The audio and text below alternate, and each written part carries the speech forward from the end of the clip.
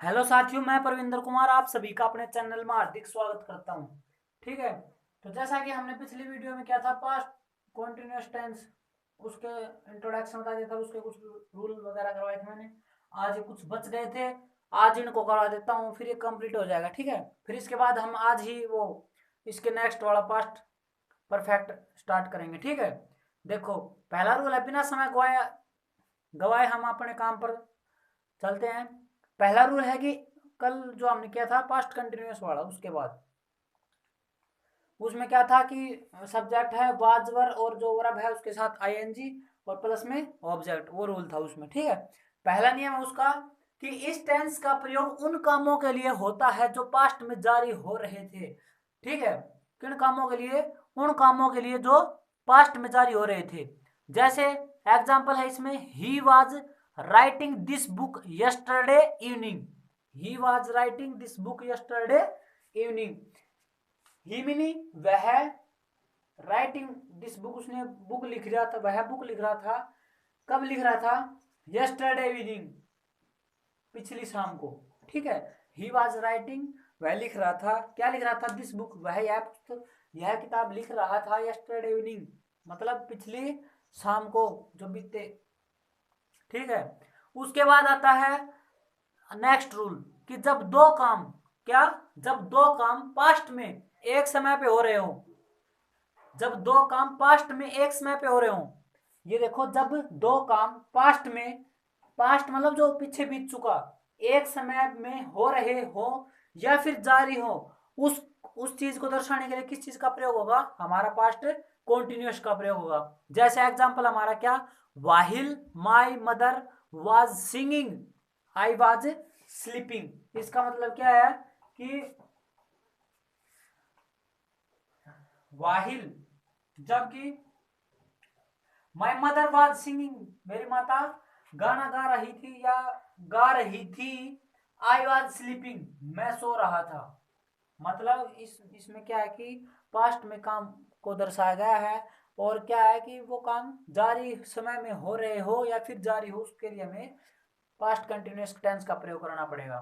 उसके लिए while my mother was singing I was sleeping, जब मेरी माता गा रही थी, आई वाज स्लीपिंग, मैं सो रहा था।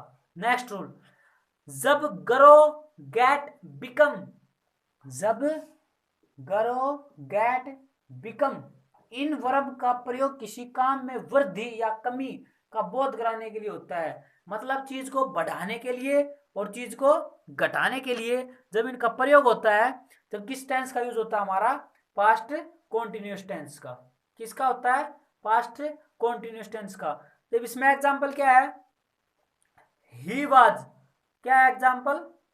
He was becoming poor and poor, he was becoming poor and poor, नहीं पुअरर एंड पुअरर। मतलब he was become, become meaning होना, पुअर एंड पुअर वह है, और गरीब, गरीब मतलब गरीब से भी गरीब होता जा रहा है, वह गरीब से भी गरीब होता जा रहा है। समझ गए मेरी बात? वह गरीब से भी गरीब होता जा रहा है। यहाँ पर ये लाइट की वजह से दिखता नहीं ना, इसका ये लिखा है इस टेंस का प्रयोग, ये प्रयोग है यहाँ पर। ठीक है। ये लाइट का फोकस पड़ता है तो दिखता नहीं। ठीक है। आ गए समझ में? अब ये इतना कर लिया था, ये हमारा पास्ट कंटिन्यूअस कंप्लीट हो गया। और मैं इसकी लास्ट में आपको प्रैक्टिस सेट करवाऊंगा जब ये पास्ट कंप्लीट हो जाएगा उसके बाद।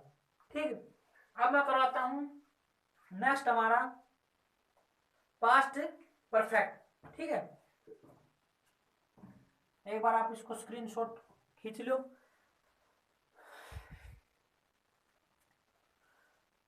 जहां पर भी समझ ना आए आप कमेंट करके मुझे बता सकते हो। ठीक है। चलो मैं मिटाता हूं इसको।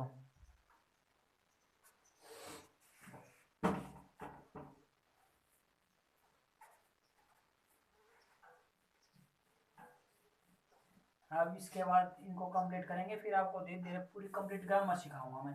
ठीक है। आपको बस जैसे जैसे मैं पढ़ा देता हूँ ऐसे पढ़ना है, ऐसा कोई क्वेश्चन नहीं छोड़ना, हमें कोई डाउट नहीं छोड़ना तो ये कहते हैं कि हमें भाई इंग्लिश नहीं आती, कोई समझ नहीं आता। ठीक है। हमारा नेक्स्ट आता है पास्ट परफेक्ट टेंस। नेक्स्ट आता है पास्ट परफेक्ट टेंस। ठीक है, इसमें पहचान क्या होती है, उसमें अब याद करो प्रेजेंट परफेक्ट में क्या पहचान थी, चुका है, चुकी है। ठीक है, अब हमारा पास्ट परफेक्ट, इसमें क्या पहचान है कि पास्ट जो पीछे बीत चुका, इसमें क्या पहचान है कि चुका था, चुकी थी, ऐसे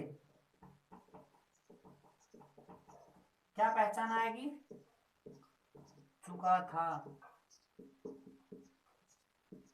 चुकी थी, चुके थे। जैसे वह खाना खा चुका था, खा चुकी थी, और वे खाना खा चुके थे, ऐसे। ठीक है, इसका ये पहचान होती है कि जैसे हम पहचान पाए वाक्य को। फिर इसमें रूल क्या आएगा, इसका रूल देखो, बिल्कुल सिंपल बनाने के लिए सेंटेंस को, सब्जेक्ट प्लस में हैड प्लस में वर्ब की थर्ड फॉर्म प्लस में ऑब्जेक्ट, बस दैट सिंपल। सब्जेक्ट प्लस में हैड प्लस में वर्ब की थर्ड फॉर्म प्लस में ऑब्जेक्ट, भाई यही इसका रूल होता है किसका, पास्ट परफेक्ट टेंस का। क्या होता है कि सब्जेक्ट प्लस में हैड प्लस में वर्ब की थर्ड फॉर्म प्लस में ऑब्जेक्ट।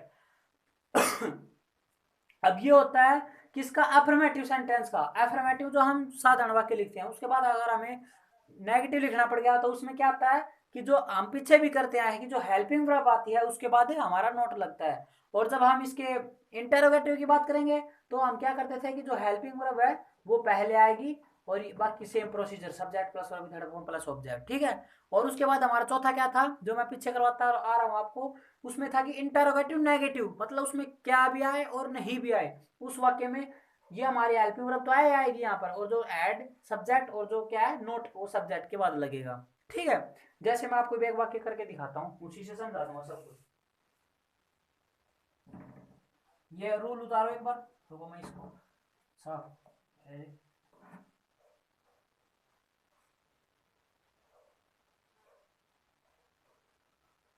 ये रूल उतारो आप, सब्जेक्ट प्लस में हेड प्लस वर्ब की थर्ड फॉर्म प्लस में ऑब्जेक्ट।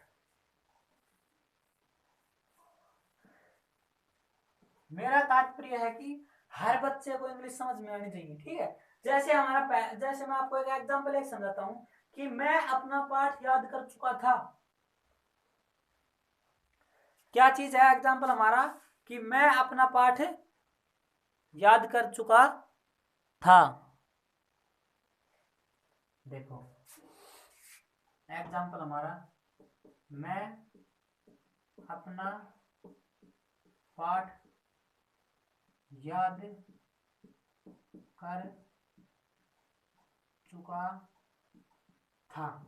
ये मैंने आपको रूल क्या बताया, सब्जेक्ट प्लस में हैड और प्लस में वर्ब की थर्ड फॉर्म और प्लस में ऑब्जेक्ट। मैंने आपको ये रूल बताया किस चीज के लिए, पास्ट परफेक्ट टेंस के लिए, सब्जेक्ट प्लस में हैड प्लस में वर्ब की थर्ड फॉर्म प्लस में ऑब्जेक्ट। अब कुछ नहीं करना, इसमें सब्जेक्ट क्या है देखो, मैं क्या, और इसमें खास बात इसमें एक वचन करता हो बहुवचन करता हो, आई यू वी दे वी कुछ भी आए हमेशा के साथ हैड ही लगाना है।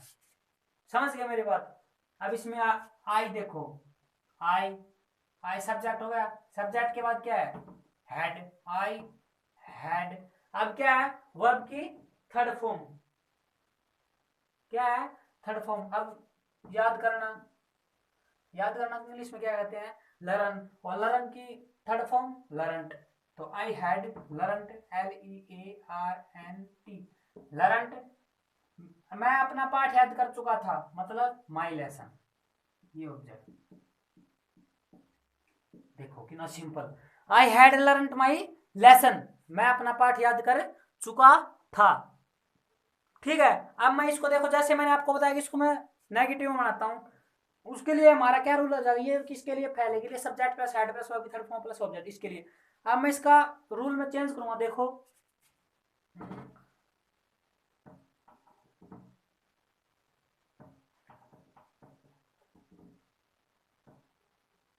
देखो क्या था, मैं अपना पाठ याद कर चुका था। अब मैं इसको नेगेटिव में, मैं अपना पाठ याद नहीं कर चुका था, मैं अपना पाठ याद नहीं कर चुका था, यहां पर नहीं लग जाएगा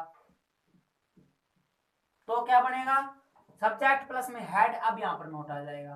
और फिर प्लस में वर्ब की थर्ड फॉर्म। कहने का मतलब कि हेल्पिंग वर्ब के बाद हमारा नॉट यूज होगा। अब इसमें आई हैड क्या आएगा फिर नॉट, आई हैड यहां पर आ जाएगा नॉट।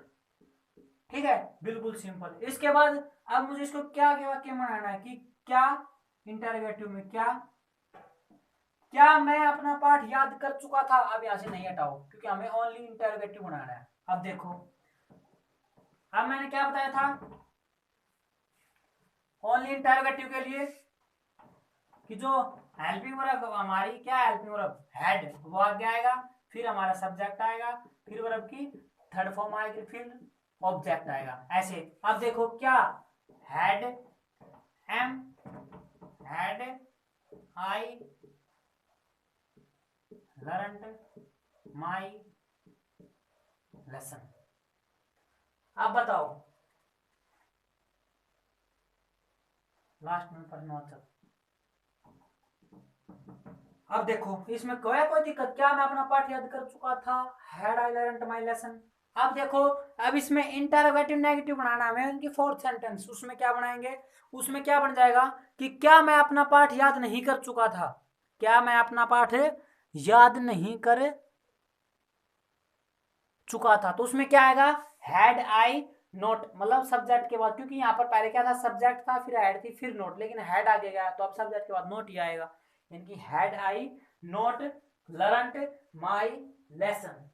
समझ गए, हैड आई यहाँ पर आ जाएगा नोट लर्नड माई लेसन, याद नहीं कर चुका था। ठीक है, तो जैसा साथियों आज हम कंप्लीट किया पास्ट परफेक्ट टेंस का। मैंने ये समझा भी दिया, रूल बता दिया क्या है, चारों में क्या रूल लगेगा प्रत्येक सेंटेंस के अकॉर्डिंग।